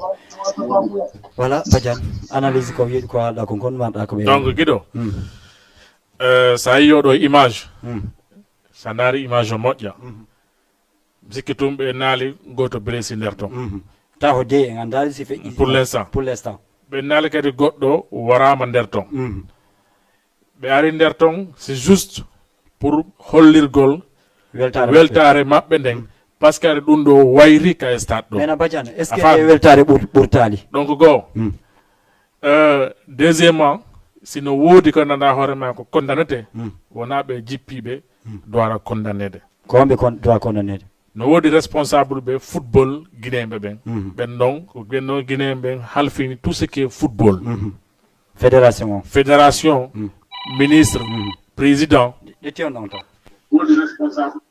allô oui d'accord donc je disais président ministre e kala branchiɗo e football man warma ene hekkina yeeso e côté football hiɗa andi football donc ɓen ɗon hannde si tawi siga ɓen ɗon hannde ɓe darike organisation match manawrma ko match éliminatoire fi CAN 2023 Côte d'Ivoire ko jouete Côte d'Ivoire ɗon kadi jouete annanda hoorema hiɗen woni frontière et Côte d'Ivoire ɓe jippin sika ɗum ɗo ni je vous assure si tawi CAF ƴetti responsabilité ji mum ɓe daari ko wiyete kon loi texte footballistique ko wi kon match ji Guinée arayji ɗin fop extérieur jouete ko extérieur ɗi jouete mais ɗum ɗon na avantage par ce que si a naari ko feƴƴi ɗo kon labaka qui se dit o watta kadi en anda ko hombo wi so Guinée joui kadi ɗon gagnike wonta kadi pur que ça voilà est ce que y aura pas de morts ou de blessés au stade voilà allo oui guiɗo fulɓe guiɗo mamaya nam Ablay mais affaire on ɗo population o nam population o nde ɗoyi police ɓen nam soñjuɓe ko yaasi woɓɓe ɓen si naati nam woɓɓe ɓen no ardi e goreɓe mum kadi goreɓe mum mais Ablay information momen hendi ɓe wonnoɓe forsude ko yaasi ɓe fof joganoki tigueji ko falno wadde ko biruyugol hara naata hara ɗuma naaki ko ɗum adduno ɓurdu ɗuma jippiro gon ko yaasi eyyi ɗum ɗon fof no wawi wonde kono me ɓaytu jiiɓodiri nam no woodi woɓɓe goo ni empêchiɓe naatugo no woodi woɓɓe goo ni no comme par exemple enen ɗiɗo yimɓoɗen ɗo yaatugo nam min mi naata mi accama tawa nini ko sabu nini lacrymogène on waɗi a waɗi ɗum ɗum ɗon kañum kadi no tawti en plus kañum kadi supporter o nam no monanino joueur ɓe ɓen hande match on si tawno tourni Guinée no mbiyano supporter ɓen hawrayno joueur ɓen tigile par ce que ɗum ɗon ɓe desuɗuno ɗum ɗon adande ɓe naata ko nder terre non woniri comment dire ɗum a soori on kañum kadi soori on ɗon o organise ude mais sorenga supporter o fof ko gotum aya ko soori ko Guinée yiyata bi marque ko sorenga toto yaade e sibirugol pop ɗuma supporter ɓen awa a yii ɗon probléme on noon joni noon si condamnete koy noon fuɗɗorte wallahi par ce que ko kamɓe woni waɗali golle maɓɓe wallahi yimɓe ɓen kañum kadi débordi par ce que si goto waɗi tum fof jokkay ko ɗum ɗon ni defee ok d'accord mais l' essentiel on dal en heeɓi 3 points en heeɓi 3 points ko ɗum ɗon mbeɗen ɓe sohluno reste non tele ɗon qualification mi lagande en qualifié ko woni est ce que waɗo e résultat toon non ko ɗum ɗon on woni probléme o par ce que ɓe ala yakar inchallah ɓen ɗon kam yo Allah wallu en tun kono me koko sabbiɗaɓe ɗon ko ɗon ni ɓe wowaki taw nani grand ko ɗon to woni probléme on de wowaki taw enen kam mi anda ko ɗum guiɗe naka football naka politique na nokku mais grand géré men ɓe goni probléme on andi pour rettini yama en équipe nam il faut que haraɗa andi leydi maɗi tigile il faut que haranini ɗa mari goreɓe ɓe annduɗa ko anni maɓɓe fijiri Guinée to non woniri kono mais si tawi ni aaru a wawata ɗum ɗo a wawata de an jaranama eyyi darunini siɓe piyama koɓe continue direct nam ɓe yara leyɗe ɓe ardata Guinée ko non woniri ko par ce que ni ala nini ko musata ɓe nam ko wana koye pay koye wonkoye nini ko club ayni équipe hooreya si tawno ko wona ɓen ɗon ni wonnoli ni ko équipe ɓen ɗon kañum no andi si ɓe piyama ɓe tawta e goreɓe maɓɓen ɓe anday goreɓe maɓɓen ha sayɓe ɓe tawta e famille o billahi ko ɓen ɗon wartanto équipe non woniri walla nini ɓe mélange de e paykoykoy tigile paykoykoy wartanto équipe o ɗum ɗon kañum kadi hokkay doole ɓe to par ce que ɓe to no watti o remu ko pro eyyi koye club ji ɗo ɓe wartanta ko équipe on no duwirano non tigi la ɓe joyde besoin non kono woni ɓe yiɗi kañum kadi ɓe yiɗi kadi ko ɓe woni ni ko équipe kon mais pour mayangol équipe on no tawantano ngaranini ko fi mayangol tigi tigi no faaniraɗe hendagol victoire ji ɗi e hendagol coupon ɓe watta non ɗum ɗon pay koy no toon a wasiwa moƴƴo nani e ko ɗon de ko ɗum ɗon noon ko Allah to Allah tawi allahuma amin yo Allah wallu en amin amin mais noon hiɓe wawi chansude kadi de par ce que ɓe yi population o ngo woni e sewtinde kon wallahi no seytinde moƴƴo voilà no hasude ɓe ok merci beaucoup ko ɗum ɗon o kala ɓe jonkoa merci beaucoup Ablaye ça va Marseille moƴƴay kadi ok inchallah merci beaucoup ok voilà Badiane donc guiɗo mamaya andi sport ko sport fair play sport après ɓenema fair play la Guinée ko pays de football kono fair play ala kono ngala fair play du tout ɗum no fuɗɗi ka dirigeant ɓe men ha kato suku si a ndaari o kan mo jouri nde ko feƴƴi ɗo ko mo tawa e kan mo gandanɗa hoorema vraiment himo ɓuri wadde nul e kan mo kine joui o yaltuɗo ɗo joni woni ko très important c'est-à-dire les bionationaux waɗanɗa hoorema hiɓe jibine par exemple France ma ɓe jibine Suisse woɓɓe Belgique mais hara nene maɓɓe ma be maɓɓe ko guinéyemɓe mais ko toon ɓe woni ko toon ɓe basi a faami ɗoyte bionationaux ko laabi jelu la Guinée jokki Bouna Sarr par exemple comptata ko duuɓi ha Guinée convoqué mo o déplacé France o yehi Guinée ha foppini joni o joine pour la Guinée o ɗetti toon déception molnaɗo o waɗi ke déception o hooti France o sikki kadi France nodday mo guiɗe France noddali mo si Sénégal noddi mo à la dernier moment donc aujourd'hui il y a des jeunes talentueux joueurs de championnat de la Guinée. Comme il vient de le dire, ils vont souffrir en Guinée.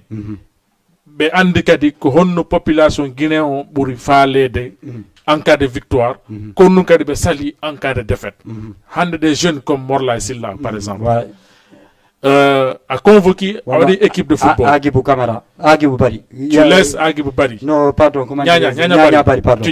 Tu laisses Nyanya Bari. Tu laisses Morla et Silla, des jeunes talentueux, pétris de talent. Quand nous avons une conversion Kaba Diawara, c'est soit disant que il y a un problème administratif. Et c'est tout, mais ce qui me fait très mal dans cette sélection guinéenne, pourquoi il a des problèmes avec Madi Camara? Parce que c'est l'un des meilleurs militaires guinéens ici à l'Europe en ce moment. Surtout à l'Olympiakos. Madi Camara par exemple. Madi Camara, c'est un jeune, un arrêt championnat, un arrêt équipe Mako. Vraiment, Olympiakos. C'est quelqu'un qui est vraiment parmi les meilleurs de son équipe. Il n'est pas sélectionné en Guinée.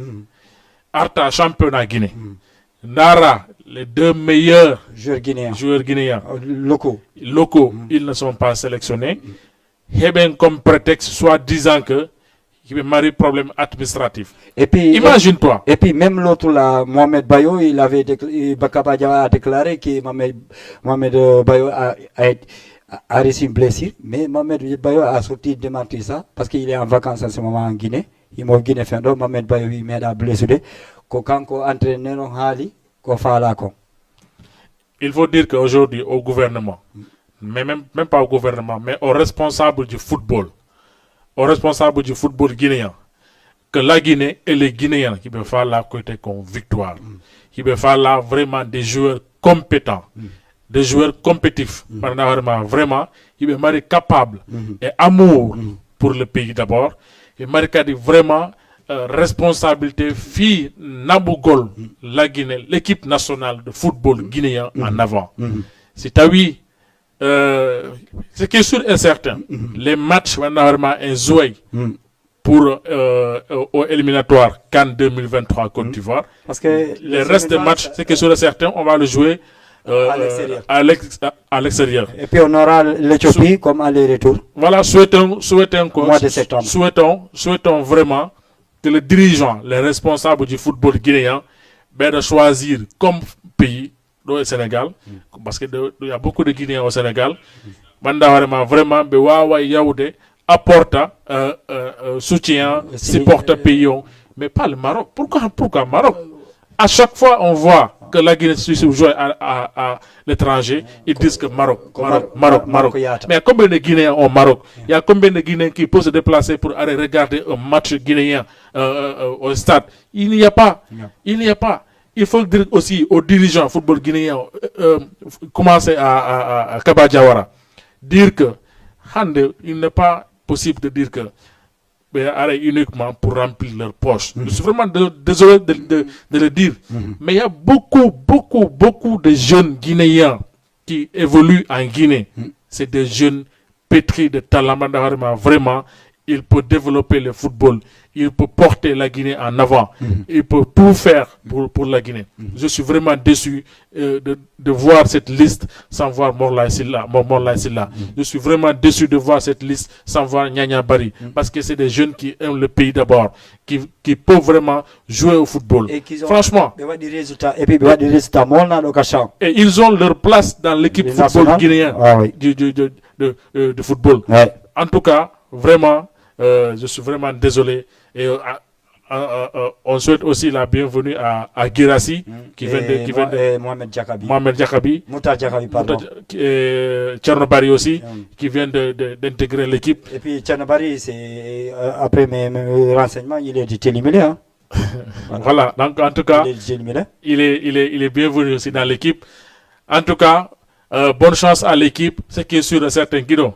Match du Areg d'info qu'à l'extérieur jouer Tendundong parce que en voyant cette image, en voyant l'image, je sais très bien que la FIFA ne va pas prendre des responsabilités. Il y a tout goal équipe Éthiopie, voilà il y a tout goal équipe Égypte. Il n'a pas Conakry. De un, on n'a pas un président qui est reconnu, ça c'est un. De deux, la sécurité, on a vraiment sécurité, wow, sécuriser d'abord équipe nationale guinéenne en tant que Guinéen. Équipe étrangère, ben. Et sécurise d'abord la Guinée avant les matchs, après les matchs et pendant les matchs. Donc c'est ça. Voilà, merci beaucoup Amadou Badjan, le grand chroniqueur, l'animateur du peuple. Hein. Merci beaucoup et mention spéciale à Amadou Badjan. Et merci aussi à tous ceux qui nous regardent en ce moment et partout, que vous soyez au Sénégal, Guinée-Bissau, Conakry, partout en Europe, en Asie, en Océan. Et ça c'est que l'émission Total 250, ça passe tous les jeudis, ici même à Jama TV. Et Amadou Badjan, il sera devant vous dimanche, Inch'Allah, à partir de 15h. Le nom de l'émission, c'est comment? Inch'Allah, dimanche prochain, à partir de 14h30, Weekend Star, avec des marques invités, des artistes, voilà, des politiciens, ça dépend. En tout cas, et il y a la Guinée, il y a peut-être pour la culture ou la politique, Inch'Allah. Et puis, lundi aussi, tu seras ici avec un autre invité, nom de Salut Lemiro. L'émission, c'est Labay Post. L'émission aussi, c'est Labay Poy. Labay Poy veut dire tout simplement, ça va être très clair. Tout ce qu'on va se dire, tout ce qu'on va développer, Inch'Allah, c'est des choses claires et nettes. Qu'on a remarqué qu'on wadi ma ko watta Inch'Allah ko ngenda yewtay enen invité jomengo spécial woni Salut Lemiro. Il est tout simplement le président des Guinéens d'origine guinéen du Sénégal au Sénégal. Donc Inch'Allah lundi il est marié invité de Niano Teddina de la communauté guinéenne, Inch'Allah. Voilà, comme vous avez dit, restez connectés dans votre le programme de Jama TV, émission Dinodo, émission Sénégal, Mariga, émission, et puis émission du programme du canal de Kesso Djola Bengarega, on vous aurez aussi des émissions hip-hop Galsen présentées par le Sénégalais, émission Dinodo, Inch'Allah. Et puis aussi Ahmad Badjan, Total 224, Natunka Plateau de Wonta. Total kadi e ndara des responsables politiciens walla di hannanta horma ko yimɓe hooloraɓe kasa ɗo e yahi tawa ɓe waddenge maɓɓe émission surtout pourquoi pas guinéen ɓe woni ɓe dans le marché ɗani kadi programme tabaski o hewti e waɗa spécial tabaski yeeyoɓe tayreɓe ɓen coiffeɓe ɓen yeeyoɓe dami ɓen ka boutique magasin ji hande ara e nden ñande yette dialloɓe surtout yette bariɓe telimile ɓen haray no hawjani soble on e pomme de terre on surtout wawa préparanade baali ɗin. Ouais, merci Souleymane Guido Mamaya a mis point très important. haray kadi mi innay tout d'abord la communauté guinéenne de faire vraiment très très attention parce que yonno hande ka sare ka wonde Sénégal do ino ɗuuɗi agression ji ɗuuɗi kadi yimɓe ko warete no ɗuuɗi kadi ko yimɓe wona e jattede no ɗuuɗi kadi fayɓe wonaɓe e suuɗede nangue waɗe sacrifice haray kala jiidiɗo yo on tigui surveille attentivement paykoy c'est très important kala kadi yaltowo jemma sa yalta jemma vraiment yaltudu et le document ananama ko kaydiji maɗi woni carte consulaire ma carte d'identité valable yaltida e mum waɗa kadi attention par ce que yimɓe bustuɗo no warede ka saare surtout kadi feede giɗin kadi hewti tabaski giɗin yeeɓen ka boutique aji surtout musidɓe men rewɓe ɓen joguiɓe tabal wano yeeyoɓe guerte ɗum hara ɓe jogui paykoye ɓe wattaro hakkille moƴƴa e paykoye voilà effectivement surtout kadi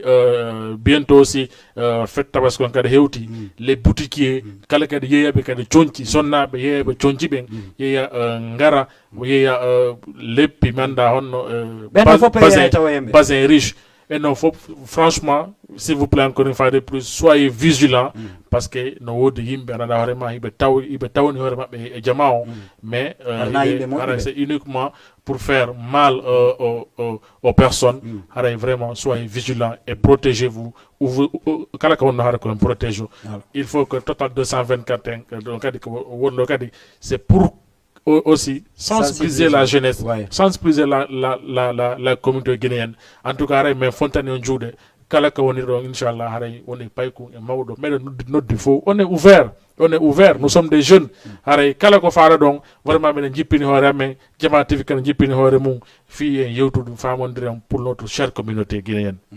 Voilà, merci beaucoup Amadou Badian.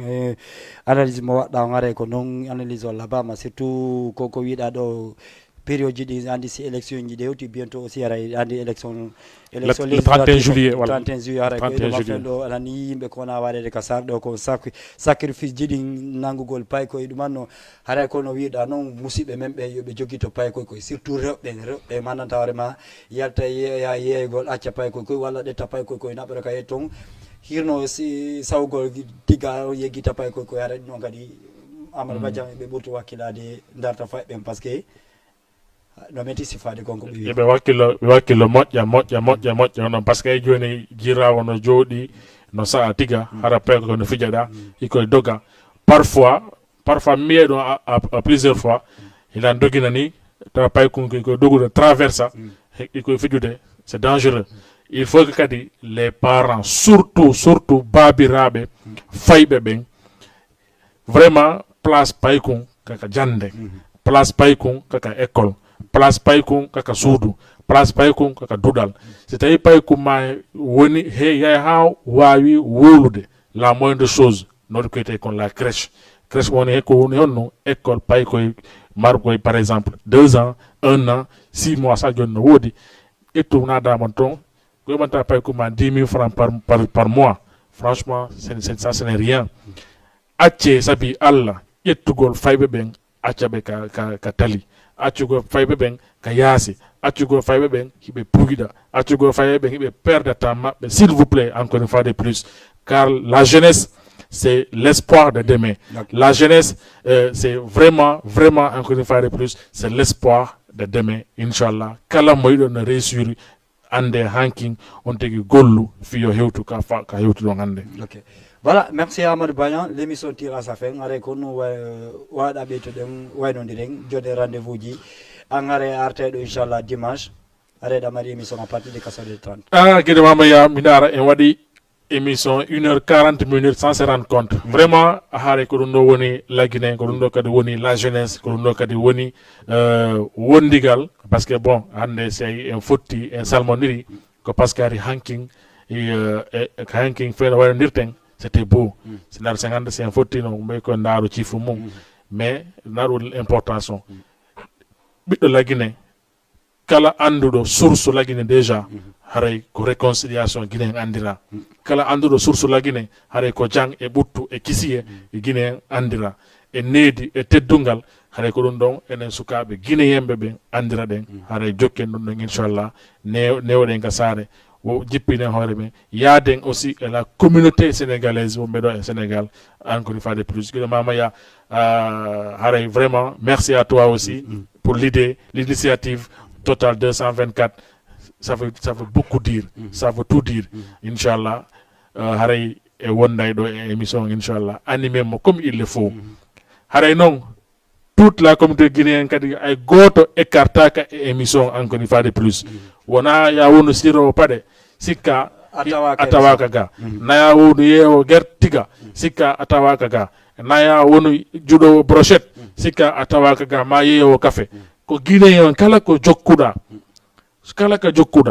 jogoto do pikki e peyli mais yahay gina maya Inch'Allah.